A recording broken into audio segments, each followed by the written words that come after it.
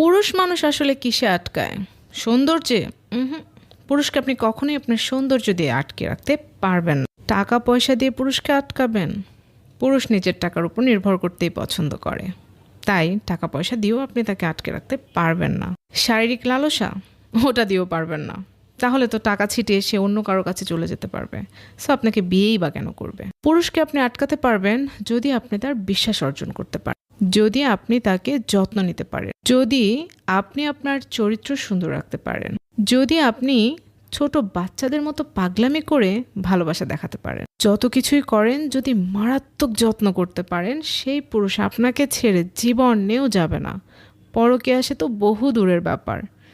আপনারা নারীরা পুরুষকে অবহেলা করেন, আলাদা রুমে রেখে দেন, আপনার পাশে ঘুমাতে আসলেও আপনি বিরক্ত হন, সন্তানের দোহাই দিয়ে বিছানা আলাদা করে ফেলেন, ঘন্টার পর ঘন্টা চলে যায়, কখনো আসলে তার কি দরকার সেটা গিয়ে কখনো জিজ্ঞেস করেন না।